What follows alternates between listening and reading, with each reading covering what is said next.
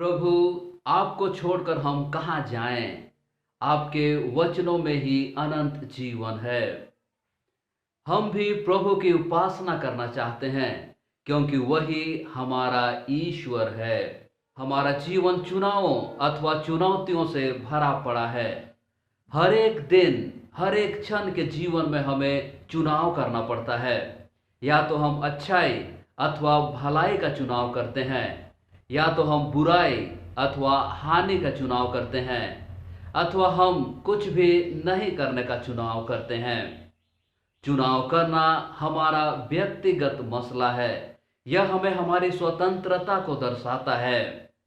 जैसा हमारा चुनाव, वैसा ही हमारा जीवन, वैसा ही हमारा संबंध एक दूसरे के साथ, और वैसा ही हमारा भविष्य।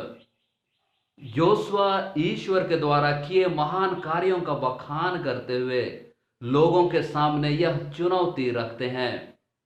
तुम किसकी उपासना करना चाहते हो, ईश्वर की या अन्य देवी देवताओं की? और सभी ईश्वर की उपासना करने का चुनाव करते हैं। यीशु ख्रीस्त के कुछ शिष्य उनकी शिक्षा सुनकर उनसे दूर जाने लगते हैं। यीशु 12 को बुलाकर उनसे पूछते हैं, क्या तुम भी चले जाना चाहते हो? वे मसीह का चुनाव करते हुए कहते हैं, प्रभु, हम कहाँ जाएं? आपके वचनों में ही अनंत जीवन है। इस्राएली ईश्वर की उपासना करने तथा 12 यीशु के साथ रहने का चुनाव करते हैं। आज हमारा चुनाव क्या है?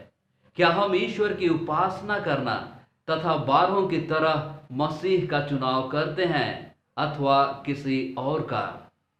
ईश्वर की उपासना करना तथा उसका चुनाव करने का अर्थ है एक दूसरे से प्यार करना।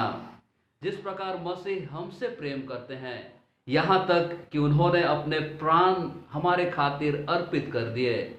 जब जब हम एक दूसरे की अच्छाई एवं भलाई करने का चुनाव करते हैं, हम प्रार्थना करने का, एक दूसरे से प्रेम एवं एक दूसरे को क्षमा करने का, एक दूसरे की सहायता करने का, एक दूसरे को सांत्वना एवं प्रोत्साहन के 2 शब्द कहने का, ईमानदारी पूर्वक जीवन जीने का, सच्चाई के साथ खड़ा रहना, सच्चाई के साथ खड़े रहने तथा अन्याय के विरुद्ध आवाज उठाने का चुनाव करते हैं, तब तब हम ईश्वर का चुनाव करते हैं।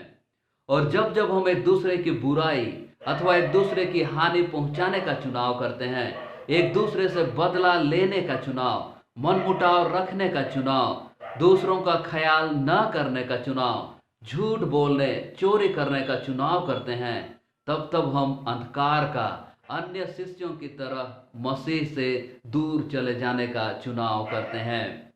चुनाव करना हमारे हाथ में है। हम चाहें तो जीवन अर्थात ईश्वर या उजियाले का चुनाव कर सकते हैं, और यदि चाहें तो मृत्यु अथवा अंधकार का चुनाव कर सकते हैं।